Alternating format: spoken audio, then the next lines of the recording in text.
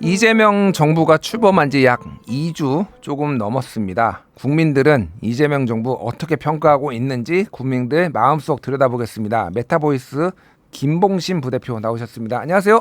안녕하십니까. 일단 여론조사 얘기 먼저 좀 간단하게 업계 얘기를 할게요. 선거 여론조사 이게 뭐 어떻게 보면 대목이기는 한데 근데 제가 여론조사 업체분들 얘기를 들어보니까 정치 여론조사가 생각보다 돈은 별로 안 된다고 그런 말씀들 많이 하시더라고요. 예, 그럴 수가 있는데요. 그 이유는 너무나 이제 계절을 타는 거죠. 몇 년 만에 이제 한 번 있다 보니까 이 선거 여론조사를 위해서 사람을 많이 뽑을 수도 없고 시설을 늘릴 수도 없고 그렇습니다. 예. 그러다 보니까 선거 여론조사가 수익성이 좋다 나쁘다는 뭐 그때그때 다를 수가 있는데요. 그러다 보니까 이게 또 선거 여론조사는 잘못하면 법적인 제재를 받습니다. 그러니까요. 그러면은 이제 한 번 조사해서 뭐 불과 100만 원 남겼는데 과태료가 실수를 해서 과태료가 나오면 뭐 1,000만 원 이렇게 되니까 이게 사실은 굉장히 좀 위험하기도 하고 예. 그래서 업계 입장에서는 선거 여론조사를 아주 전문으로 하지 않는 곳이 그런 곳이라면 모를까 그렇지 않은 곳은 대부분이 선거 여론조사를 또 안 하기도 합니다. 그러니까요. 생각보다 그래서 선거 여론조사를 그럼에도 하는 이유는 굉장히 사람들이 관심이 많은 거 그리고 여기에서의 어떤 적중률이라든지 이런 것들을 평판에 쌓으면은 다른 데에서도 도움이 많이 돼서 하신다고 얘기 들었는데 이제 제가 사실 뭐 업계 얘기 이익을 오늘 얘기하려는 건 아니고 궁금한 게 이제 선거 여론조사는 끝나고 평시 여론조사가 됐잖아요. 네. 그럼 이제 우리가 특히 이제 정권이 새로 출범하고 그랬을 때 어떤 것들을 좀 눈여겨 보면 되는지 그게 좀 그 어떤 차이가 있는지 좀 말씀해 주시죠. 그렇죠. 이제 정부가 이제 시작이 됐습니다. 새 정부가 이제 출범하게 되면은 가장 중요한 것은 새로운 대통령에 대한 기대감 또는 국정에 대한 평가. 기대감은 뭐 잘할 것으로 보시냐, 잘못할 것으로 보시냐, 뭐 이렇게 묻는 거고요. 예. 평가는 이제 흔히 국정 지지도라고 하는 지지율이라고 하는 그 조사는 사실은 긍정적인 평가를 하느냐, 부정적인 평가를 하느냐, 잘하느냐, 못하느냐를 평가합니다. 예. 그렇게 해서 보통은 이제 긍정 비율이 어느 정도 나오느냐를 가지고 이렇게 좀 따지게 되는 요걸로 이제 시선이 완전히 집중이 되고요. 예. 그다음에 큰 선거가 끝나면 특히 이제 대통령 선거가 끝나면 야당 지지도가 좋지가 않습니다. 그러니까 지금 같은 경우는 국민의힘 지지도가 사실은 뭐 조금 이따 소개를 해드릴 텐데요. 그렇게 좋지가 않습니다. 이렇게 이제 야당이 그 여당과 비슷한 수준, 그러니까 오차범위 이내로 쫓아가는데 걸리는 시간이 예. 많이 걸릴 때는 3, 4년이 걸립니다. 3, 4년이 걸릴 때도 있어요? 예. 지난 문재인 정부 시절에 당시 이제 자유한국당 그리고 이제 이름을 미래통합당으로 바꾸기도 했는데요. 예. 국민의힘의 전신이었던 그 보수 정당인 그 정당이 쫓아가는 데까지 2017년 대선 끝나고 무려 2021년 3월 말 정도 돼서야 오차범위 이내까지 쫓아갑니다. 그때가 딱 정확하게 서울시장 보궐선거 열렸을 때잖아요. 정확히 보셨습니다. 예. 서울시장 그리고 부산시장 보궐선거를 하게 됐을 때에 그때 이제 더불어민주당 그 단체장이 이제 내려오게 되면서 발생한 그런 어떤 보궐선거이기 때문에 민주당이 후보를 내야 되느냐 말아야 되느냐 이런 게 있었고요. 그 직전에 LH 이 사태가 있었습니다. 예. 그러저러한 상황에서 정부 여당이 되게 좋지 않은 힘든 선거가 있을 때에 가까스로 오차범위 내로 진입을 했을 뿐 3년 이상 걸렸습니다. 그렇군요. 예. 그러니까 이제 뭐 뒤에 우리가 또 자세히 얘기하겠지만은 결국은 그 정당을 지지하는 사람들 입장에서는 맨날 선거 지면은 지지의 맛이 안 나는 거죠. 그러니까 지지층도 이완이 되고 예. 중도층도 잘 눈길이 안 가고 그러다가 이제 어떤 이런 선거를 계기로 또 모멘텀이 좀 바뀐다 이렇게 말씀해 주신 것 같고요. 본격적으로 이제 여론조사 좀 보도록 하겠습니다. 일단은 요거 전에 좀 일종의 팩트 체크를 좀 해야 될 것 같아요. 여론조사를 본격적으로 얘기하기 전에 G7 정상회의 이제 출국 중에 기자간담회 있었잖아요. 그때 이재명 대통령이 국민 그 기자가 지지율 관련해서 물어봤어요. 그러니까 이렇게 얘기를 했습니다. 이재명 대통령이 저는 언제나 공직을 맡으면 시작할 때보다 마칠 때 지지율이 더 높았던 것 같다. 이렇게 이거는 아직 이제 마치질 않았으니까 우리가 그 결과를 놓고 팩트 체크를 할 수는 없는데 이 얘기인즉슨 그동안은 다른 사람들은 다 지지율이 시작할 때보다 끝날 때 낮았다라고 이제 본인은 다를 거다라고 얘기를 한 거잖아요. 어떻습니까? 그동안 역대 대통령들 이제 87년 이후에 역대 대통령들 지금 시작할 때와 끝날 때 지지율이 좀 어땠어요? 역대 대통령 결과를 보시면은 단 한 번도 시작할 때보다 끝날 때 지지도가 더 높았던 그런 대통령은 없습니다. 없어요. 없습니다. 예. 그래서 이제 흔히 이 한국갤럽이 분기 평균을 냈을 때의 결과인데요. 뭐 김영삼 대통령 같은 경우는 처음 시작했을 때 71이었습니다. 1년차 1분기 때. 예. 그런데 끝날 때는 6%였습니다. 김영삼 대통령. 아 그때 이제 IMF IMF 가 터졌죠. 외환위기 왔을 때. 맞습니다.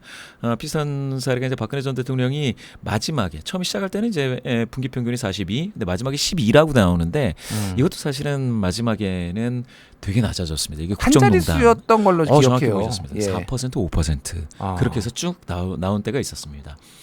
이렇게 굉장히 특이한 사건이 있지 않다 하더라도 노무현 전 대통령은 60에서 시작해서 27, 이명박 전 대통령은 52에서 24, 그러니까 뭐 거의 20%대였고요.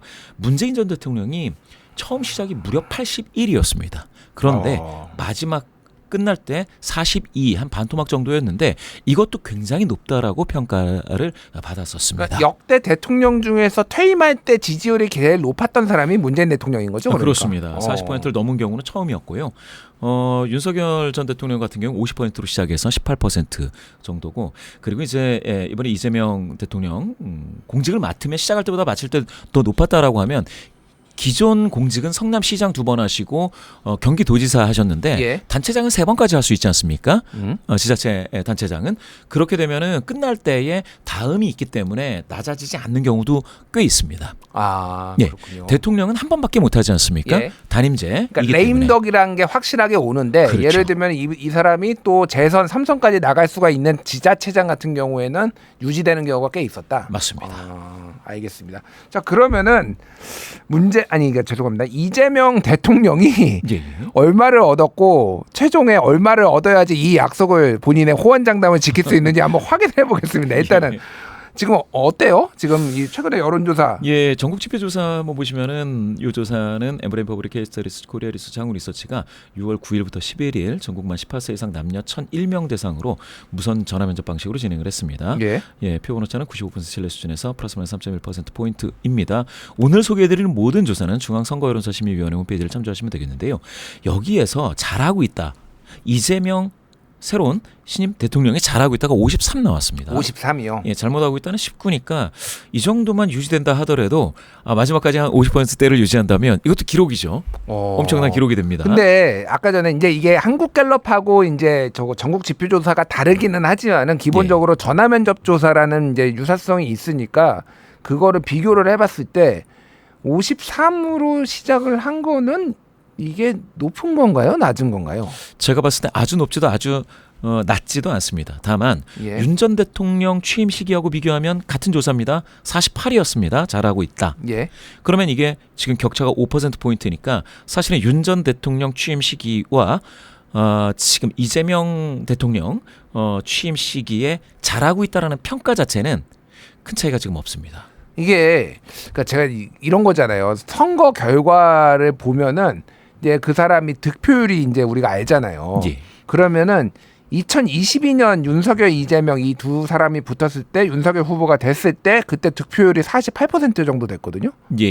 그런데 첫 번째 이제 잘하고 있다, 취임 후에 잘하고 있다가 48이면은 본인을 안 찍은 사람한테는 잘하고 있다라는 평가를 거의 못 받았다라고 지금 봐야 되는 거네요. 그러니까 굉장히 정확하게 보셨습니다. 이때부터, 그러니까 윤석열 전 대통령이 취임한 때부터는 뭐라고요? 앞으로 잘할 것 같으냐, 잘하고 있느냐 이렇게 했을 때 안 찍은 분들이 마음이 냉랭한 거예요. 이 시기부터는. 이재명 후보는 그러니까 이재명 대통령 그거보다는 조금 높네요. 그러니까. 그렇죠. 그 마음이 글쎄요, 중도 성향이신 분들, 보수 성향이신 분들이 조금 마음이 풀렸을지 모르지만 지금 49%를 약간 넘은 그 이재명 대통령은 잘하고 있다라는 평가를 53 받았습니다.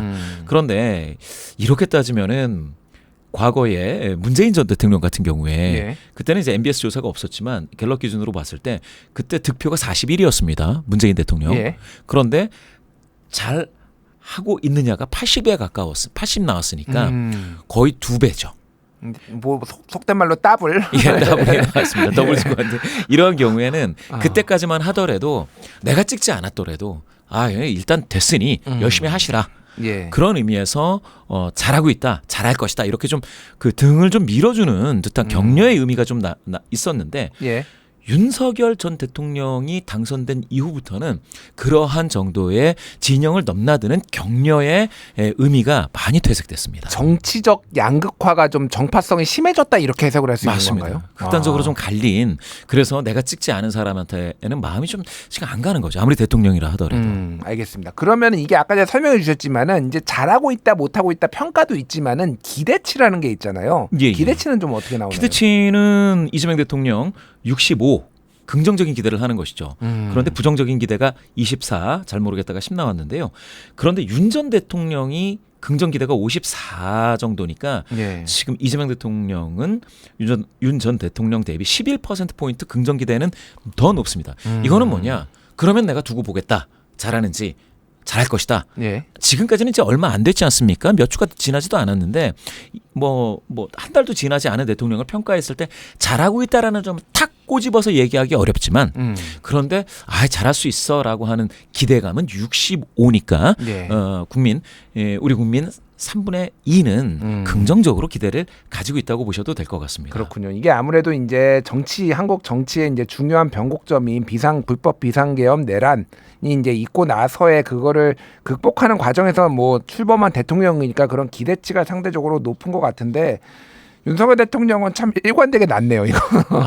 예, 잘하고 있다 평가도 낮고 기대치도 낮고. 근데 이렇게 기대치가 낮았는데 그거를 극복하고 진짜 퇴임할 때 좀 높게 딱 찍었으면 얼마나 좋았을까 그 생각도 들어요. 솔직히. 맞습니다. 예, 참 안타깝다 이 생각이 예. 드는데요. 예, 그러면은 새 정부 인선 평가에 대해서도 좀 어떻게 나왔나요? 이 경우에는 그러니까 이제 이 수치를 보실 때는 이 조사에 아까 9일부터 11일까지라고 조사 기간을 제가 말씀을 드렸는데요. 그 이후에 일부 그 논란도 있습니다. 그걸 감안하고 보셨을 때에 이렇게 물어봤습니다. 선생님께서는 이재명 대통령이 발표한 새 정부의 첫 인선에 대해 어떻게 평가하십니까? 라고 해서 잘했다 잘못했다를 4점 척도로 평가한 다음에 긍정적인 평가를 모아봤을 때 예. 57 나왔습니다. 그러니까 57%면은 거의 60에 가깝죠. 그러면은 우리 국민 10분 중에 6분은 긍정 평가를 하고 계신데요.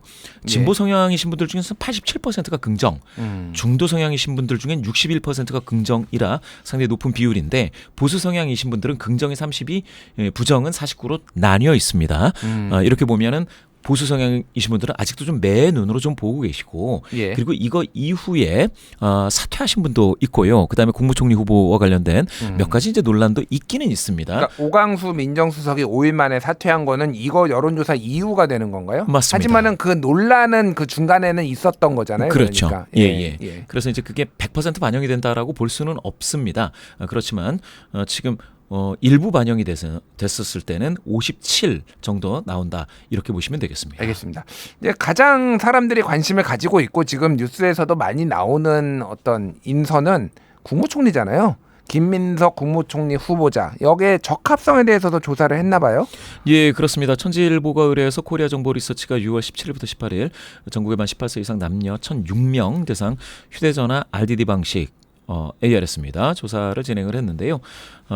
이 경우에도 역시 신뢰 수준 96% 신뢰 수준에 플러스 마이너스 3.1%포인트의 오차범위를 갖습니다.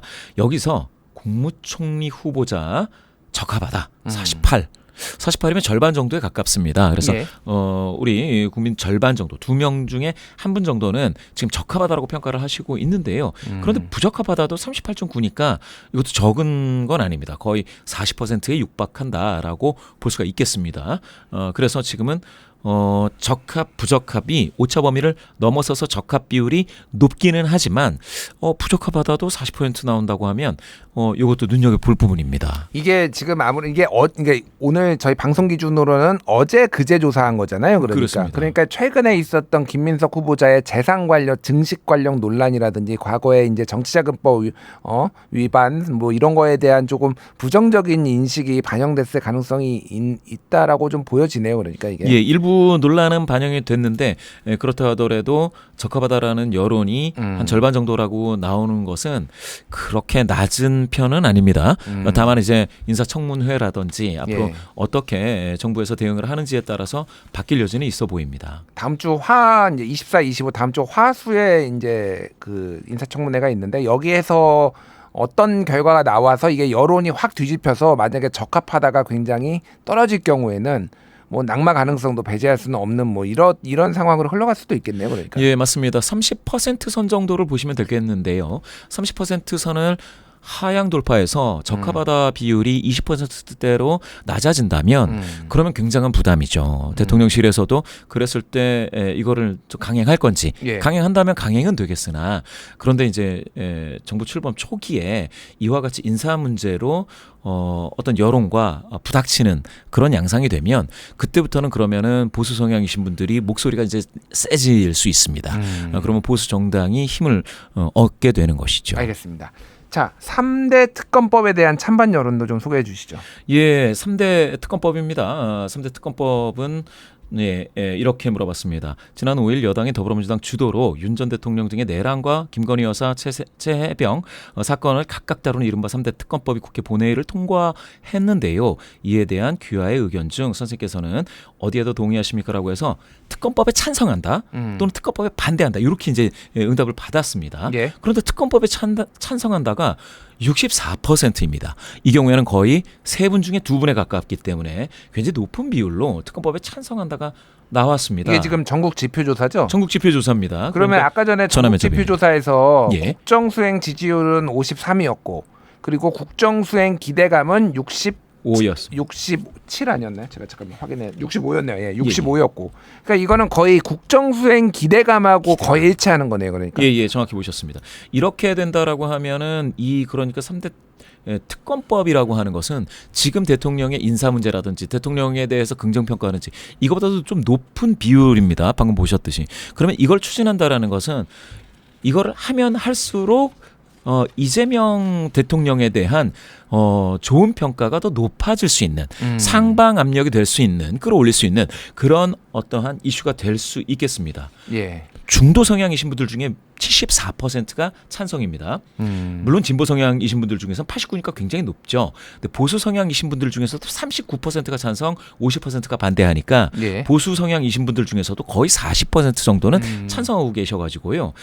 이 이슈는 굉장히 찬성 여론이 강하다 이렇게 보셔도 될 것 같습니다. 그렇군요. 이게 제가 그동안 여론조사를 봐왔던 느낌으로 봤을 때는 소위 말해서 이제 탄핵에 대해서 찬반 보수 성향이라고 본인이 응답하시는 분들도 10명 중에 한 4명 정도는 윤석열 대통령 탄핵해야 된다 이런 여론들이 있었거든요. 대략 그 정도 비율이 지금 3대 특검법에 대해서도 긍정적으로 지금 보수 진영 내에서도 보고 있는 거 아니냐 그렇게 보여요. 맞습니다. 국민의힘 지지하시는 분들 중에서는 64%가 반대를 하긴 했는데 역시 23%가 찬성을 하니 4분 중에 1분 정도가 찬성 쪽에 귀를 기울이고 있다 이렇게 보셔도 될 것 같습니다. 알겠습니다. 자, 이번에는 4대 영역이라고 하는 거는 사이버 테러, 감염병 유행, 북한의 무력 도발, 식량 수급 이것에 대한 불안감에 대한 수치를 좀 살펴봐야 될 것 같은데 이게 이제 사회 인식 조사 같은 거잖아요. 그러니까. 예. 맞습니다. 이게 좀 약간 안보 위협에 관련된 한 4가지 정도를 3번에 걸쳐서 조사를 했습니다. 2023년, 24년 그리고 이번에 25년인데요. 참 재미있는 건 이번에 사이버 테러 같은 경우에는 기존보다 다소 높아졌습니다. 무려 8%포인트 더 높아져서 사이버 테러가 불안하다라는 응답하신 분들이 74%입니다. 예. 4분 중 3분에 해당이 됩니다. 그러니까 이게 그 전에 조사한 거는 1년 전에 66이었습니다. 예, 그러니까 2024년 6월 셋째 6월. 주에 조사한 거고 요거는 2025년 6월 둘째 주에. 맞습니다. 근데 그 1년 사이에 지금 8% 포인트가 사이버 테러에 대해서 불안하다고 더 늘었다고요. 예, 그렇습니다. 최근에 어떤 인터넷 서점도 있었고요. 그 통신사 유심도 있었고요. 그래서 이제 그런지 사이버 테러는 좀 더 불안하다가 좀 더 많아졌는데 재미있는 건 북한의 무력 도발이 1년 전에 62였거든요. 예. 그런데 이번에 1년 후에 즉 6월 2주 49 나왔습니다. 그러면 이거는 13%포인트 더 낮아졌습니다. 그렇군요. 예, 그러면은 정부가 바뀌고 나서 북한의 무력 도발과 관련돼서는 조금 낮아져서요. 감염병 유행이 50이니까 그거하고 비슷한 거거든요. 예. 그러면은 북한의 무력 도발이 지난 정부 시절에 62까지 높았다가 이번에 낮아진 것은 아무래도 정권 교체에 대한 어떤 효과 기대감 이런 것들이 나타나지 않느냐 이렇게 좀 볼 수 있겠습니다. 아무래도 이제 윤석열 정부에서 좀 더 대북 강경 노선을 펼치면서 특히 이제 대북 확성기도 하고 뭐 이런 것들이 북한에서도 지금 미사일도 많이 도발을 하고 이런 것들이 좀 불안감을 느끼다가 지금 최근에 대북 확성기도 안 틀기 시작했잖아요. 이재명 정부에서 그런 것들이 좀 영향을 준 것 같네요. 그러니까. 맞습니다. 예, 알겠습니다. 자, 이번에는 가정 경제에 대한 전망. 이거는 스트레이트 뉴스 조원 CNI 여론조사네요. 맞습니다. 스트레이트 뉴스가 의뢰해서 조원 CNI가 6월 14일부터 16일 조사를 했습니다. 2,000명 조사를 했고요. 2,000명을 조사하면 그 표본 오차가 95% 신뢰 수준에서 플러스 마이너스 2.2%포인트로 좀 낮아집니다. 예. 무선 RDD ARS 방식인데요. 여기에서 보시면 가정 경제가 현재보다 나아질 것이다가 40.1입니다.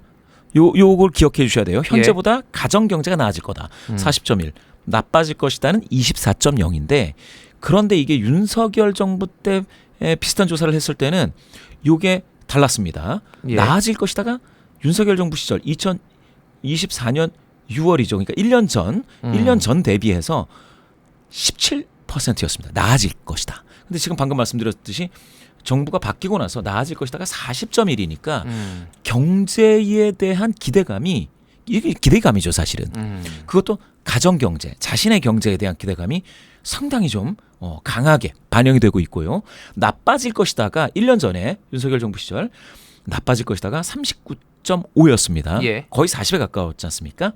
그런데 지금 나빠질 것이다는 24.0 많이 15.5%포인트가 좀 줄었습니다. 예. 그럼 이 기대가 현실이 되기를 좀 바랄 수밖에 없는데요. 예. 알겠습니다. 뭐 이거는 이제 뭐 추가 경정 예산도 지금 이재명 정부에서 한다라고 하고 윤석열 정부가 워낙 그 지표상으로 보면은 최악의 역대 정부 중에 최악이라고 볼 정도로 그렇게 지표가 안 좋았기 때문에 아무래도 그런 것들이 반영이 된 거 아닌가 이렇게 보여지고요. 아까 전에 우리가 얘기했던 거 정당 지지율 한번 보도록 정당 할게요. 지지율. MBS 조사로 다시 돌아갑니다. 더불어민주당 45, 국민의힘 23, 개혁신당 6 이렇게 나왔고요. 조국혁신당 3으로 기록이 됐습니다. 그 외에 진보당이 2% 정도 나왔고 지지하는 정당이 없다가 18인데요. 이렇게 보면 45대 23 격차가 상당합니다. 22%포인트로 확 벌어져 있는 상황이고요. 이것도 그러니까 더블 스코어네요. 그러니까 거의 더블 스코어가 됐죠. 그렇게 보면은 한 달 전 그러니까 5월 2주를 기준으로 봤을 때 국민의힘은 34에서 23이 됐습니다. 예. 무려 이게 11%포인트가 확 빠져 있는 상황이고요. 그리고 대통령 선거를 이긴 더불어민주당은 그 같은 시기에 38이었다가 선거 기간 동안 42, 40 이렇게 되다가 지금은 45가 됐으니까 이 MBS 조사에서 상당히 높은 비율의 정당 지도를 지금 얻고 있습니다. 그 그래프를 보면은 민주당이 어쨌든 대선 기간에도 30% 후반대였는데 이게 아무래도 국정의 수행에 대한 기대감이 좀 반영이 된 걸로 보입니다. 그런데 제가 눈에 띄는 거는 두 가지인데 하나는 국민의힘이 이제 굉장히 떨어졌다 많이 10%포인트 이상 떨어진 거가 하나가 눈에 띄고 하나는 조국혁신당이에요. 조국혁신당이 지난번 총선에서 이후로 계속 두 자릿수 상당한 기간 두 자릿수를 냈는데 지금 3% 개혁신당보다도 더 이렇게 낮아졌다라는 거는 이게 지금 내년에 지방선거를 치러야 되는 당의 입장에서는 상당히 지금 위기를 느껴야 되는 거 아닌가 그런 생각이 들어요. 그것도 있습니다. 제3정당이라고 할 수 있는 몇몇 정당 중에서 조국혁신당이 유일하게 총선 이후에 두 자릿수였습니다. 정확히 보셨습니다. 10.4%까지도 가고 이랬었는데 뭐 지금 이제 총선 지나고 나서 대선까지 지나고 나서는 너무 낮게 지금 완전히 줄어들었습니다. 그래서 이 부분은 조국혁신당이 좀 분발을 해야 되고 후보를 냈던 개혁신당 같은 경우에는 같은 한 자릿수이지만 좀 6%이니 조국혁신당 3%보다는 조금 나은 정도 아닌가. 근데 이게 이 격차는 오차 범위로 따지면 사실은 한 자릿수 정당들은 다 비슷하다고는 봐야 됩니다. 알겠습니다. 예. 자, 이거 좀 흥미로운 조사였는데 국민의힘의 당대표 여론조사가 있더라고요. 예. 한겨레리서치가 쿠키뉴스의 의뢰로 조사를 했습니다. 6월 14일부터 16일까지 조사를 해서 1,008명 조사를 했는데요. 이 경우에도 역시 마찬가지로 표본 오차는 플러스 마이너스 3.1%포인트입니다. 전체 평균으로 보면은 김문수 20.3입니다. 한동훈 16.3이 돼서 전체 평균에서는 오차 범위 이내처럼 보이고요. 안철수 9.6, 김용태 6.1, 나경원 5.3 이런 정도로 나왔습니다. 이렇게 나오면은 그 김문수 하고 한동훈하고 큰 차이가 아닐 거다라고 이제 보실 텐데 5점 이내로. 예. 그런데 이제 국민의힘을 지지하시는 분들 중에서만 따지면은 물론 그렇게 따지면은 이제 표본수도 좀 적어져서 221명 중이 되는데요. 그렇게 됐을 때 김문수 후보는 42%입니다. 예. 42.0. 그리고 지금 후보라고 하기엔 아직 등록 기간이 아니어서 한동훈 전 대표 같은 경우에는 22.7입니다. 그러니까 이게 국민의힘을 지지하시는 분들 중에서 따지면 자, 두 자릿수가 두 분, 김문수, 한동훈 두 분인데 격차는 전체 평균보다 더 벌어지는 것처럼 보이게 됩니다. 예, 그렇습니다. 그렇군요. 뭐 어쨌든 양강 최종적으로 후보 두 명이 들어갔던 이 김문수, 한동훈이 좀 유력한 거는 이해가 가는데 아무래도 김문수 후보는 또 당의 강성 지지층으로부터 좀 더 지지를 받다 보니까 국민의힘 지지층 했을 때 좀 더 잘 나오는 것 같은데 이 두 사람이 나올지 봐야 될 것 같고요. 마지막으로 짧게 김문수 후보 패배 원인 같은 조사에서 좀 얘기가 나왔는데 어떻게 제일 높게 나왔나요? 예, 같은 조사에서 나왔는데 김문수 후보 패배 원인을 물어봤을 때 세 가지를 제시했습니다. 예. 극우적 이미지, 뭐 계엄 심판 내란 종식, 그다음에 이제 후보의 정책 공약, 비전, 뭐 이런 것들을 물어봤는데 전체 평균에서는 계엄 심판 내란 종식의 요구 때문이 34.8로 높은 비율이었거든요. 예. 그런데 극우적 이미지도 24.8입니다. 그런데 국민의힘을 지지하시는 분들 중에서는 34%가 기타로 나온 거예요. 기타요. 기타가 나왔습니다. 예. 제시됐던 세 개가 아닌 기타가 나왔습니다. 국민의힘을 지지하시는 분들 중에서는 어쩌면 이 세 가지 말고 다른 요인으로 보고 계실지도 모릅니다. 이준석 후보의 뭐 완주라든지 예. 이재명 후보가 관련된 재판이 완전히 끝나지 않았다든지 이런 외부적인 요인으로 좀 생각을 하시는 분들도 꽤 있는 것 같아요. 아니면 뭐 한덕수 이제 후보 교체로 인해서 당이 분열됐다든지 뭐 예를 들면은 뭐, 예. 뭐 그런 것들로 지금 외부에서 좀 많이 찾으시는 것 같네요. 예. 어쨌든 계엄 심판 내란 종식의 요구 때문이라는 거는 결국은 이거를 사람 이름으로 치환을 하자면 윤석열 때문 뭐 이렇게 많이들 생각을 하시는 것 같네요. 그러니까. 맞습니다. 예. 참 이게 그러니까 윤석열 대통령 그 세력과의 절연 이게 지금 얼마나 중요해졌는지 국민의힘에게 그거를 확인할 수 있었던 것 같습니다. 자, 오늘 언급한 모든 여론조사는 자세한 내용은 중앙선거여론조사 심의위원회 홈페이지 참고하시면 됩니다. 예, 여기까지 할게요. 지금까지 김봉신 메타보이스 부대표였습니다. 감사합니다. 감사합니다.